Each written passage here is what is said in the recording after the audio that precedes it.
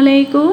আমি মুক্তা আছি আপনাদের সাথে দেশ ও দেশের বাহিরে যে যেখান থেকে ভিডিওটি দেখছেন আশা করছি সকলে আল্লাহর রহমতে ভালো আছেন।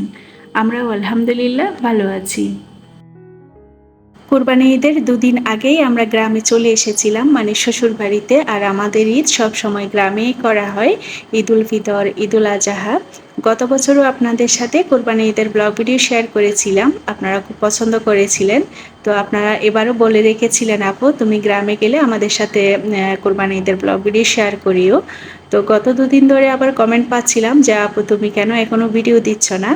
আসলে বাড়িতে আসলে এত ব্যস্ততায় দিনগুলো পার হয়, ক্যামেরাটাই অন করতে ইচ্ছে করে না, মনেও থাকে না।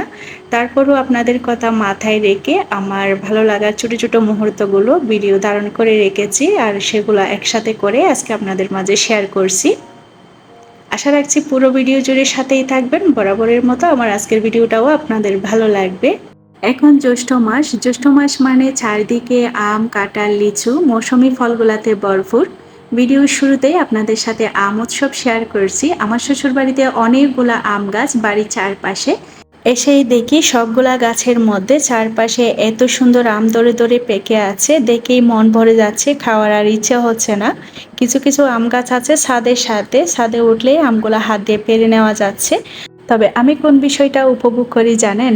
চারদিকে গাছের মধ্যে আম পেকে থাকবে, আকাশ মেঘে ঢেকে যাবে, চারদিকে অন্ধকারে ছেয়ে যাবে, কালবৈশাখীর মতো হালকা পাতলা তুফান হবে, আর ঝড়ো হাওয়া, ঝুম বৃষ্টি হবে, বাতাসে দুলে দুলে গাছ থেকে পাকা আম পড়বে, আর সেগুলো আমি কুড়িয়ে কুড়িয়ে নিয়ে সাথে সাথে খাবো। বিষয়টা কল্পনীয় হলেও আজকের দিনে সেটা আমার সত্যি হয়ে গিয়েছে। বাড়িতে আসার আগেই সোহার সাথে বলছিলাম যে বাড়িতে গেলে যদি একটু বৃষ্টি হয় ভালো লাগবে, গাছ থেকে আম পড়বে, আমরা সাথে সাথে নিয়ে খাবো। তো আমরা আসার কয়েক ঘন্টা পরেই সবাই মিলে ছাদে উঠেছিলাম সবকিছু দেখার জন্য। ছাদে নতুন করে টাইলস করা হয়েছে, আর গাছ থেকে আম পেড়ে নেব, সবজি গাছগুলা দেখব। তো সেই উদ্দেশ্যে আর কি ছাদে উঠে দেখি যে সিম গাছে খুব সুন্দর সিম ধরে আছে, অনেকগুলো তুলেও নিয়েছি, দুপুরে রান্না করেছে। আরও অনেকগুলো রয়ে গিয়েছে, এগুলো 12 মাসীয় সিম, সবসময় গাছে এভাবে ধরে থাকে আর কি। ছাদে ওঠার পরপরই দেখতে পাই যে আকাশে হালকা পাতলা মেঘ করা শুরু করে দিয়েছে। ধীরে ধীরে যত সময় যাচ্ছে আকাশ মেঘে ঢেকে যাচ্ছে, বাতাস করাও একটু একটু শুরু করে দিয়েছে। মুহূর্তেই পুরো আকাশটা অন্ধকারে ঢেকে পড়েছে, বাতাসের গতিও প্রচণ্ড বেড়ে গিয়েছে, সাথে ঝড়ো হাওয়া। কিছুক্ষণ পরেই ঝুম বৃষ্টি শুরু হয়েছিল, সাথে তো ব্রজপাত আছেই। বাচ্চাদেরকে সাথে নিয়ে ছাদ থেকে নেমে পড়েছি এবং সোহাসিয়ামকে উঠোনে নামিয়ে দিয়েছি যে তোমরা বৃষ্টিতে ভিজে ভিজে আম কুড়াতে থাকো।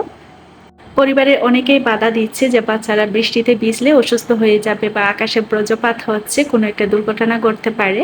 তো আল্লাহর উপর ভরসা রেখে তাদেরকে আমি এই সুন্দর মুহূর্তটা উপভোগ করতে দিয়েছি। ঢাকায় থাকলেও যদি মাঝে মধ্যে বৃষ্টি হয়, তারা আবদার করে যে ছাদে গিয়ে একটু ভিজবে। তো তখনও আমি তাদেরকে না করি না, তাদের এই আনন্দটা থেকে তাদেরকে বঞ্চিত করতে চাই না। আর আমি যেহেতু গ্রামের মেয়ে, গ্রামেই বড় হয়েছি, শৈশব আমার গ্রামেই পুরোটা কেটেছে, সেই সুবাদে আমি কিন্তু খুব ভালোভাবে এইসব বিষয়গুলো উপভোগ করতে পারি। প্র্যাকটিক্যালি আমার অনেক অভিজ্ঞতা আছে বৃষ্টিতে ভিজে ভিজে আম কোড়ানোর, বৃষ্টিতে ভিজে ভিজে পুকুরে গোসল করার। যদিও আমার মায়ের বাসায় তেমন কোনো আম গাছ নেই, তবে আমার নানুর বাসায় প্রচুর আম গাছ ছিল এবং আমি বেশিরভাগ সময় আমার নানুর বাসায় থাকতাম।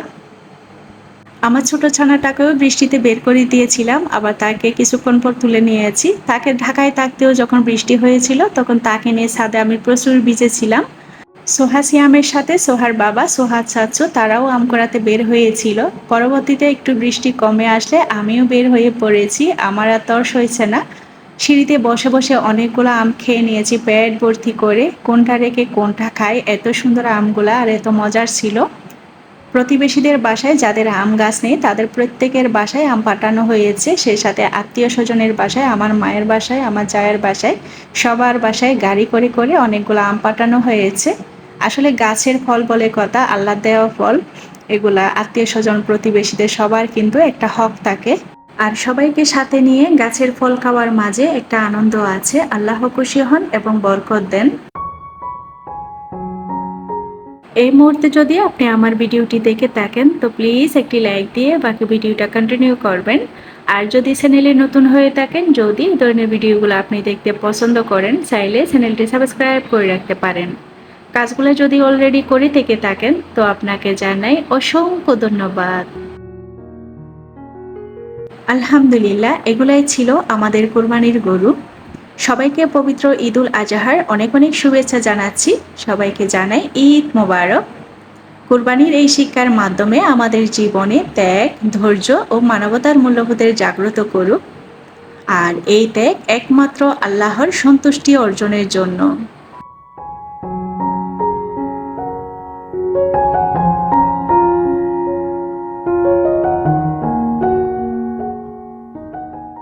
ছেলেরা বাবার আদর্শে গড়ে ওঠে এবং মেয়েরা মায়ের আদর্শে, কথাটা বেশিরভাগ ক্ষেত্রে একদমই ঠিক। আমি যেমনটা সিয়ামের বাবাকে দেখে এসেছি কোরবানির গরুর যত্ন করতে, ঠিক তেমনটাই আমি সিয়ামের ভিতরেও একটু একটু দেখতে পাচ্ছি এখন থেকে। সকাল থেকে সিয়ামের বাবা ছিল না, একটা জরুরি কাজে বাহিরে গিয়েছিলেন, এসেছিলেন বিকালের দিকে। তবে সিয়াম চাচ্ছিল সকাল থেকে গরুগুলাকে বের করে মাঠে ঘাস খাওয়াবে, একটু ঘোরাবে। তবে একটা গরু একটু দুষ্টু ছিল, তবে তার ভিতরে ভয় কাজ করেনি, তারপরও বের করে ফেলেছিল। তো গরুটা তার হাত থেকে ছুটে পালিয়ে গিয়েছে, পরবর্তীতে আবার তার চাচু গিয়ে খুঁজে এনেছে। শুধু তাই নয়, তার বন্ধুদের সাথে গিয়ে বাজার থেকে গরুর জন্য মালাও কিনে এনেছে, তবে সাহস করে পরাতে পারেনি। তার বাবা আসার পর তারপর গরুগুলাকে মালা পরিয়েছে এবং বিকালে গরুগুলাকে ঘোরানোর জন্য বের করেছে। ভিন্ন ভিন্ন জেলাভেদে কুরবানি ঈদের আয়োজনের কিছুটা ভিন্নতা রয়েছে। আমাদের এদিকে মানে চট্টগ্রামে কুরবানি ঈদের প্রথম মাংসটা খাওয়া হয় চালের আটা রুটি দিয়ে।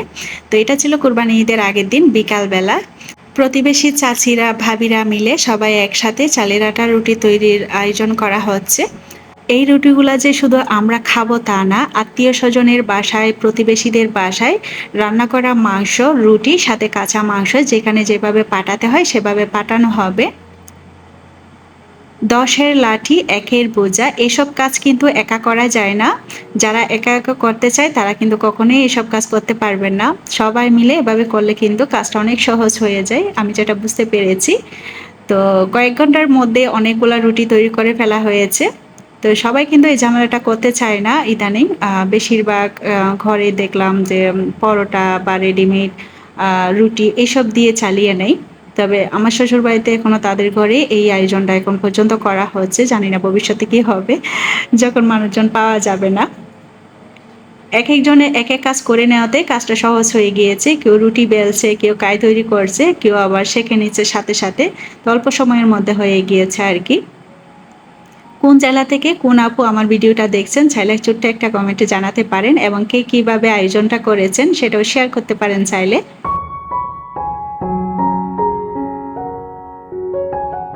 রুটিগুলো যেহেতু আগের দিন বানিয়ে নেওয়া হয়েছে, তো সঠিক পদ্ধতিতে সংরক্ষণ করতে না পারলে এগুলো নষ্ট হয়ে যাবে, খাওয়ার উপযোগী থাকবে না। যেহেতু পরের দিন দুপুরে খাওয়া হবে, খেতে খেতে দুপুর হয়ে যাবে আর কি। যেহেতু কুরবানির প্রথম মাংসটা রান্না করে তারপরে এগুলো সার্ভ করা হবে। তো রুটিগুলো ছেঁকে নেওয়ার পর এভাবে ছড়িয়ে দেওয়া হচ্ছে যেন গরম ভাবটা চলে যায়। ঠান্ডা হয়ে যাওয়ার পর এভাবে ভাঁজ করে নেওয়া হবে। তারপরে একটা বড় ঝুড়ির মধ্যে নিচে পত্রিকা দিয়ে রুটিগুলো রেখে উপরে একটা পাতলা সুতি কাপড় দিয়ে ঢেকে দেওয়া হবে। একসাথে এতগুলা রুটি ফ্রোজেন করাও সম্ভব না, আবার কুরবানি ঈদের দিন সকালে তৈরি করাও সম্ভব না, যার কারণে আগের দিন তৈরি করে নেওয়া হয়েছে। যতক্ষণ বৃষ্টি হয় ততক্ষণ ওয়েদারটা একটু ঠান্ডা থাকে, তারপর পচা একটা ফ্যাপসা গরম শুরু হয়। এই গরমের মধ্যে আবার এত বেশি লোডশেডিং গ্রামের মধ্যে, 24 ঘন্টার মধ্যে 4 ঘন্টাও বিদ্যুৎ থাকে না বলতে গেলে। জানি না তারা কিভাবে গ্রামের মানুষজন বসবাস করবে এভাবে হলে। এটা ছিল কুরবানি ঈদের দিন সকালে আমাদের কুরবানির গরু কুরবানি দেওয়ার জন্য প্রস্তুতি নেওয়া হচ্ছে। আলহামদুলিল্লাহ, আমরা আল্লাহর নামে কুরবানি সম্পন্ন করেছি, কবুল করার মালিক তিনি। কুরবানির প্রথম মাংসটা সোহাই আগে কাটতে বসে পড়েছে। গত বছরই সে আগেই কাটতে বসে গিয়েছে, এর আগে সে তেমন একটা বুঝতে পারেনি বিষয়টা। এখন যতই দিন দিন বড় হচ্ছে ততই বিষয়টা খুব বেশি উপলব্ধি করতে পারছে। আমরা সবাই মিলে একজন এক একটা কাজ করে নিচ্ছি, আসলে সবাই মিলে এই কাজটা করতে খুব বেশি আনন্দ লাগে, খুব উপভোগ করেছি সবাই মিলে। তো আরও কয়েকজন রাখা হয়েছে মানুষ, তারাও কিন্তু এক একজন এক একটা কাজ করে নিচ্ছে। আমি আমার যা আমরাও বসে অনেক মাংস কেটেছি। ছেলেরা এভাবে বড় মাংস থেকে ছোট ছোট মাংস করে আমাদেরকে দিচ্ছেন, আমরা সেগুলোকে ছোট ছোট টুকরো করে নিচ্ছি। আর আমার শাশুড়ি হচ্ছে পাক বন্টন করার জন্য বসে পড়েছেন। আর আমি আর আমার যা মিলে প্রথম মাংসটা রান্না করার জন্য সবকিছু গুছিয়ে নিচ্ছি। কুরবানির প্রথম মাংসটা অনেকগুলা মাংস একসাথে রান্না করা হয়, সব ধরনের মাংস থেকে, মানে পাঁচমিশালি মাংস, যার কারণে আল্লাহর একটা রহমত থাকে, অনেক বেশি টেস্টি হয়। তো মাংসটা রেডি করে ধুয়ে আমরা বসিয়ে দিব, বড় একটা চুলা তৈরি করব, যেহেতু অনেক বড় বড় পাতিল, যদিও ভিডিওতে ছোট দেখা যাচ্ছে। তো এই মাংসগুলা সব রেডি করে বসিয়ে দিয়ে তারপর বাকি কাজগুলো করা হবে। আমি খুব সহজেই বুড়ি পরিষ্কার করতে পারি, তবে আমার সেটা কখনোই করা হয়ে ওঠে না। যেসব বাবাদেরকে রাখা হয় তারাই সবসময় বুড়ি পরিষ্কার করে, আর আমরা হচ্ছে প্রথম মাংসটা দেখব, এগুলো যা যা করার করব। ফাঁকে আবার তাদেরকে নাস্তা পানির আয়োজনও করতে হবে, যারা মাংস কাটার জন্য আছেন আর কি। তো ঘরের বাহিরের অনেকগুলো মানুষ আছে। তো পরবর্তীতে আমরা মাংস কাটা থেকে উঠে পড়েছি। বড় বড় হাড় যেসব মাংস আছে সেগুলো হচ্ছে ছেলেরাই রেডি করে দিবেন আমাদেরকে। আর এদিকে আমি সুজি দিয়ে একটা নাস্তা তৈরি করেছি, তাদেরকে কিছুক্ষণ পর পর একটা একটা নাস্তা তৈরি করে দিচ্ছি, শরবত দিচ্ছি, চা দেওয়া হচ্ছে, আবার নাস্তা দেওয়া হচ্ছে আর কি। প্রথমে একটা পাতিল বসানো হয়েছে, এক পাতিল রান্না হয়ে গেলে পরের পাতিলটা বসানো হবে। এই মাংসগুলো আল্লাহর নামে সব ধরনের মশলা একসাথে দিয়ে বসিয়ে দেওয়া হয়েছে, তেমন একটা নাড়াচাড়া করা হবে না। তবে শেষ পর্যায়ে গিয়ে একটু নাড়াচাড়া করে একটু বাগার দেওয়া হবে রসুন পেঁয়াজ দিয়ে আর কি, তারপর রান্নাটা নামিয়ে নেওয়া হবে। এদিকে বুড়ি পরিষ্কার করাও মোটামুটি শেষ পর্যায়ে, আর খুব সহজেই কম সময়ে তারা বুড়িগুলো পরিষ্কার করে নিচ্ছেন। আমিও সেম একইভাবে করি, গরম পানির মধ্যে ছোট ছোট টুকরো করে দিয়ে ছোট একটা চামচ দিয়ে এভাবে একটু টান দিলেই কিন্তু খুব সহজে উঠে যাচ্ছে, দেখতেই পাচ্ছেন। তো অনেকে আছেন চুন দিয়ে বুড়ি পরিষ্কার করেন বা বিভিন্ন পদ্ধতি ফলো করেন। চুন দিয়ে বুড়ি পরিষ্কার করলে এর টেস্টটা কিন্তু একটু হেরফের হয় বুড়ির আর কি, সুন্দর সুঘ্রাণটা থাকে না, কেমন জানি লাগে খাওয়ার সময়। তবে এভাবে করলে এর টেস্টটা বরাবর ঠিক থাকে। মোটামুটি কাজকর্ম শেষে একটু শাওয়ারে গিয়েছিলাম, আসতে একটু দেরি হয়েছিল। তো ততক্ষণে আমার শাশুড়ি মা পাতিল শেষ করে নিয়েছেন, আত্মীয় স্বজন প্রতিবেশীদের জন্য এভাবে বক্স করে করে রেডি করে নিয়েছেন, সাথে রুটি, দেখতেই পাচ্ছেন। ভিডিওর শেষ পর্যায়ে চলে এসেছি, সবার সুস্বাস্থ্য কামনায় আর আমার পরবর্তী ভিডিও দেখার আমন্ত্রণ জানিয়ে আজকের ভিডিওটা এখানেই শেষ করছি। আল্লাহ হাফেজ।